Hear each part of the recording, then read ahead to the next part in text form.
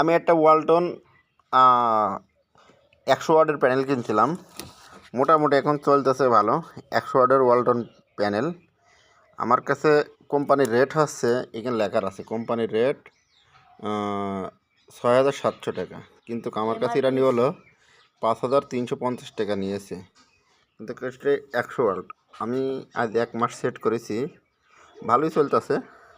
এখন পরবর্তীতে কি হবে এটা দেখার বিষয় আছে এই আর কি।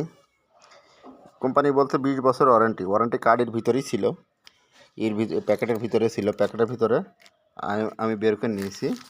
কিন্তু এখন চলা কী অবস্থা, আমি ডাইরেক্ট সেপ নিইনি, ওয়ালটন নিয়েছি। এটা সেপ না, ডাইরেক্ট ওয়ালটন 20 বছর ওয়ারেন্টি কার্ডও ভিতরে ছিল আর কি। আমি নিজে এটা ফিট করেছি।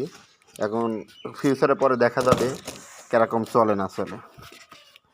আমি 100 ওয়াটের প্যান্ডেলের সাথে প্লাস আমি করেছি আপনার ব্যাটারি দিয়েছি একটা অটো রিক্সার, আর বাকি তার আমি নিজেই কিনে আমি নিজেই সেট করছি। আমার এই ছাদে দিছি, ওখানে শোয়াই নিয়ে আসছে, এইখান থেকে আমি এইখানে দিছি, আমার ছাদে দিছি, এটা শোয়াই নিয়ে আসে।